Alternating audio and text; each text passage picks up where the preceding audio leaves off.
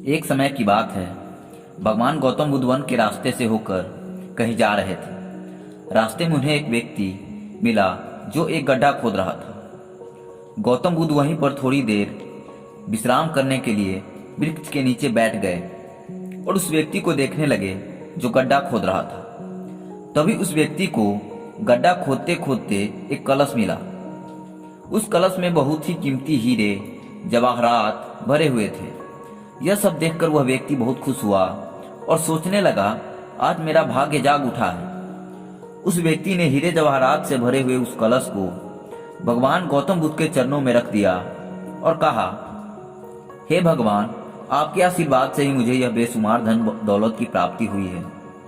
इसलिए मैं इनमें से कुछ हीरे जवाहरात आपको भेंट करना चाहता हूँ। यह सब बात सुनकर भगवान गौतम बुद्ध ने उस व्यक्ति से कहा, तुम्हारे लिए यह धन दौलत है, लेकिन मेरी नज़र में यह जहर के समान है, क्योंकि बिना मेहनत के प्राप्त हुई धन दौलत जहर के समान ही होती है।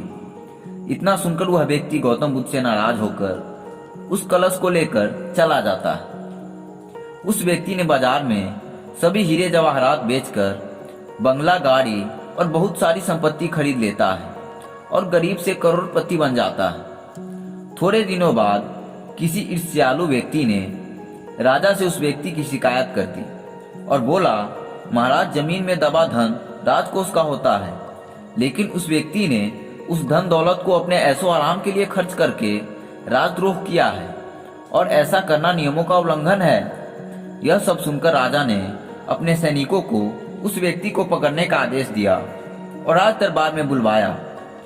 तो राजा ने उस व्यक्ति से उस कलश को जमा कराने के लिए बोला। राजा के सामने आकर वह व्यक्ति घबरा गया और उसने सब कुछ उगल दिया कि मैंने सभी हीरे जवाहरात बाजार में बेचकर संपत्ति खरीद ली है। यह सब सुनकर राजा ने उस व्यक्ति से कहा, ऐसा करके तुमने हमारे राज्य के नियमों का उल्लंघन किया है, इसीलिए तुम्हें इसकी सजा जरूर मिलेगी। और राजा के आदेश से उसे अपने परिवार सहित जेल में डाल दिया गया और उसकी सारी संपत्ति जब्त कर ली गई। काफी दिनों बाद वह राजा जेल में कैदियों के निरीक्षण के लिए गया। तभी उस व्यक्ति ने राजा से अपनी सजा माफ करने के लिए आग्रह किया और कहा, महाराज, जब मुझे वह कलश जमीन में गड्ढा खोदते समय मिला तो भगवान गौतम बुद्ध वहीं पर मौजूद थे। भगवान गौतम बुद्ध ने मुझसे कहा था कि इसमें धन दौलत नहीं, जहर भरा हुआ है, लेकिन उनकी यह बात न मानकर मैंने उनका अपमान किया था और आज जेल में रहकर मुझे एहसास हो रहा है कि उनकी बात बिल्कुल सच थी, क्योंकि बिना मेहनत के प्राप्त धन दौलत जहर के समान ही होती है।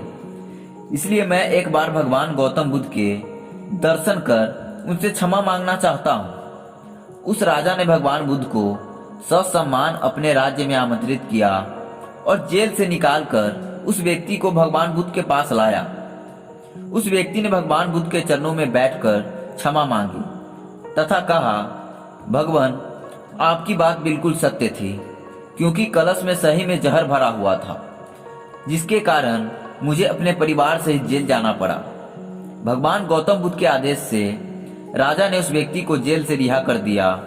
इसके बाद उस व्यक्ति ने उसी दिन से मेहनत से प्राप्त धन से अपना जीवन यापन शुरू कर दिया।